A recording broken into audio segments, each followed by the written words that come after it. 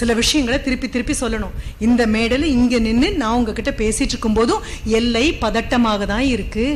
யாருடைய அண்ணனோ, யாருடைய தம்பியோ, யாருடைய அப்பாவோ, யாருடைய கணவனோ, யாருடைய மகனோ உனக்காகவும் எனக்காகவும் எல்லையில குளிர்ல காவலுக்கு நிக்கிறாங்க. இந்த பனி தாங்காம உதடு வெடிச்சிருச்சுன்னு வேஸ்லைன் போட்டுட்டு இருக்கோம். இன்னும் கார்கில் பக்கத்துல பனி ரொம்ப அதிகமா தான் இருக்கு. அவங்க அம்மாவும் நொந்து தானே பெற்றிருப்பாங்க. அவங்களும் பார்க்க கை வளர்ந்ததோ கால் வளர்ந்ததோ பார்த்து தானே வந்திருப்பாங்க. PSG college of arts and சயின்ஸ்ல நான் ஆசிரியராக இருக்கும்போது என்னுடைய மாணவர்களாக இருந்த physics major, chemistry major, maths மேஜர்ல இருந்த குழந்தைங்கள நிறைய பேர் இப்போ டிஃபென்ஸ்ல இருக்காங்க. கூப்பிடும் போதெல்லாம் நான் சொல்லுவேன், மிகப்பெரிய நன்றிடா. அப்ப அவங்க சொல்ற வருத்தம் என்ன தெரியுமா? நாங்க நல்லவர்களுக்காக மட்டும் காவல் இல்லையே, நல்லவர்கள் அல்லாதவர்களுக்காகவும் தானே காவல் நிற்கிறோம். எங்கேயாவது லஞ்சம், எங்கேயாவது ஊழல்னு எங்களுக்கு செய்தி கிடைக்கும் போதெல்லாம் மனசு ரொம்ப வருத்தப்படும்.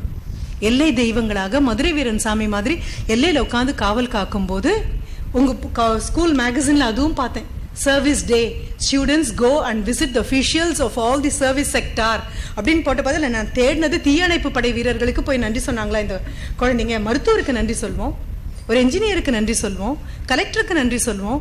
ஆனா ஒரு குழந்தை ஆழ்துளை கிணறுல விழுந்தாலோ இல்ல ஒரு வீட்டுல இருந்து அபாயமா அடுக்குமாடியில இருந்து கீழே விழுந்துட்டாலோ ஓடி போறது இவர்கள் கிட்ட அடுத்ததுதான் முதல்ல கூப்பிடக்கூடியது என்னவாக இருக்கும் அப்படின்னா ஒரு ஆம்புலன்ஸ் டிரைவருக்கு நம்ம நன்றி சொன்னது கிடையாது.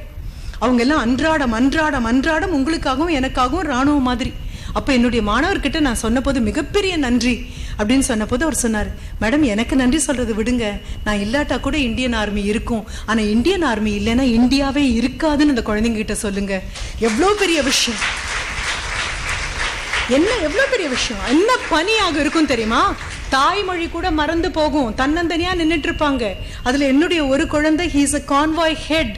ஒவ்வொரு தடவையும் இன்ஃபில்ட்ரேஷன் ஜோன் அப்படின்னு சொல்லுவோம், ஊடுருவல் எப்பொழுதும் நடக்கக்கூடிய இடங்கள்ல படைக்கலன்கள் போகும்பொழுது முன்னால போகக்கூடிய ஒரு நபர் களபலி ஆகக்கூடிய வாய்ப்புகள் உண்டு. கண்ணி வெடிகள் எங்க இருக்குன்னு அவர் தான் பாப்பாரு. அவர் போகும்பொழுது அவங்க அம்மாவும் நொந்து தானே பெற்றிருப்பாங்க, அவங்களும் கஷ்டப்பட்டுப்பாங்க, அவங்களுக்கும் அக்கா தங்க உண்டு, குடும்பம் உண்டு. அத்தனையும் விட்டுட்டு நாமளும் எல்லாரும் நல்லவங்களா இருக்கணும், வாழணும்னு ஒருத்தர் முன்னால போறாருன்னா நாம அவருக்காக ஒன்னும் பண்ண வேண்டாம், அன்றாடம் பிரார்த்தனை கூட பண்ண வேண்டாம். எனக்காக ஒரு நபர் உயிர் துறக்க போறாருன்னா அந்த உயிர் துறக்கிறதுக்கு தகுதி உள்ள வாழ்க்கையை நான் இங்க வாழணும்.